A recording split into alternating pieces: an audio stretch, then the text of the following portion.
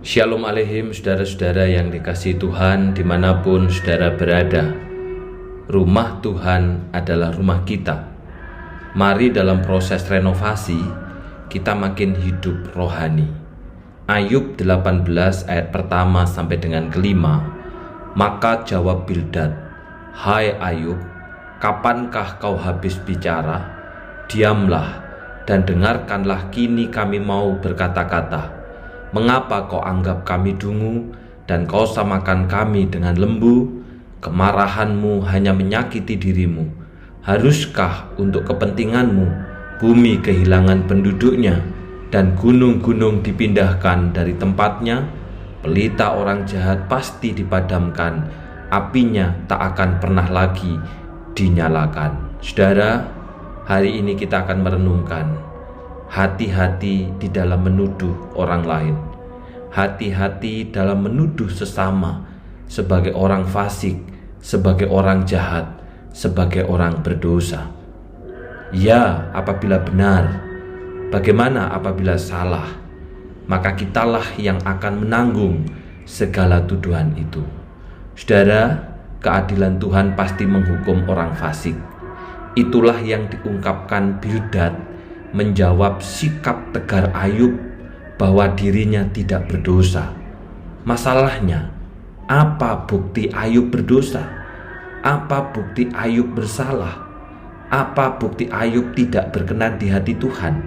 Sebab di dalam Ayub 1 dikatakan bagaimana Ayub adalah orang yang saleh, orang yang jujur di hadapan Allah.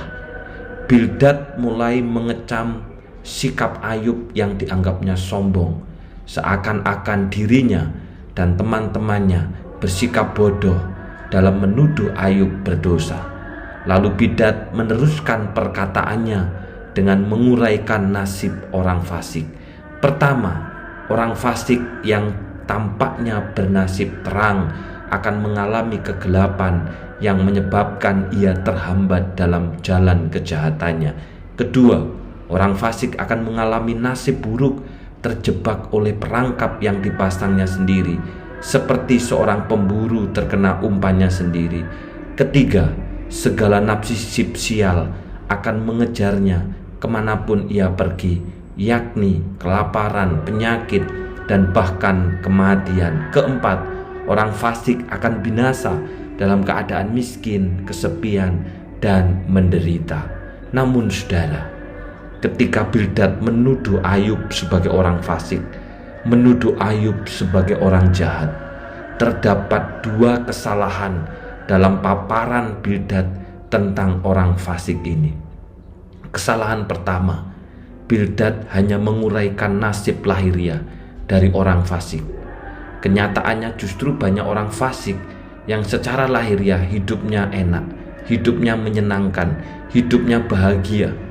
Sesungguhnya kesusahan orang fasik lebih bersifat di dalam hatinya atau jiwanya.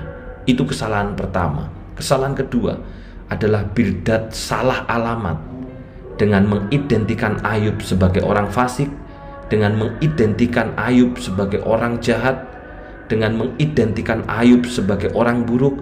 Karena firman Tuhan jelas katakan Ayub adalah orang yang paling saleh, yang paling jujur, yang tidak ada seorang pun pada zaman itu seperti Ayub. Tak satu pun tuduhan dari para sahabat Ayub terbukti bahwa Ayub itu adalah orang yang fasik dan berdosa. Alkitab mengatakan orang fasik dimurkai Tuhan. Bildad tak berhak meyakini bahwa Ayub adalah orang fasik. Ayub adalah orang jahat. Kekeliruan Bildad ini disebabkan hanya melihat penderitaan fisik Ayub saja. Kadang kita melihat orang menderita, kita berkata bahwa orang itu berdosa. Sebenarnya bukan tugas kita untuk menilai, bahkan menghakimi orang lain. Hanya firman Tuhan yang boleh dijadikan ukuran fasik tidaknya seseorang. Karena ukuran yang akan kita pakai kepada orang lain akan dipakai untuk mengukur kita. Sebagai orang beriman, adakah anugerah hadir dalam kehidupan kita dan dalam interaksi kita dengan orang-orang di sekitar kita? orang beriman maupun tidak beriman bisa sama-sama mengalami kesulitan hidup. Karena penderitaan bukanlah ukuran orang tidak beriman. Yesus pun dilahirkan dalam keadaan menderita bahkan sampai akhir hidupnya. Tugas kita bukanlah membuat penghakiman yang tergesa-gesa, yang tidak memiliki bukti yang kuat. Tugas kita adalah menjadi saluran anugerah Tuhan dalam setiap aspek hidup kita bagi orang lain. Hidup di dalam kasih setia Allah, hidup tidak bersungut-sungut, hidup bersyukur yang menjadi teladan bagi orang lain, bukan menghakimi orang lain itu berdosa atau fasik.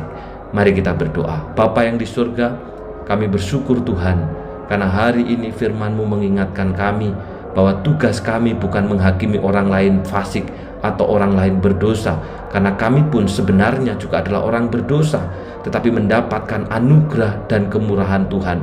Tugas kami adalah menyatakan diri sebagai orang-orang yang beranugerah, hidup di dalam anugerah dan kemurahan Tuhan, hidup dalam kasih setia Allah, sehingga sekalipun kami sulit, sekalipun kami menderita, sekalipun kami penuh dengan pergumulan, kami hidup di dalam kasih setia Allah yang senantiasa bersyukur dan bukan bersungut-sungut.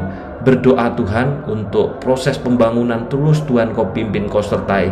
Kami bersyukur bila pada hari Minggu ada 15 daripada anggotamu yang dibaptis dan juga disidi Tuhan. Kiranya Tuhan menolong, memberikan kekuatan bagi mereka di dalam iman untuk makin bertumbuh. Pakailah kami juga untuk bersama-sama menjadi alat Tuhan untuk saling menguatkan satu dengan yang lain.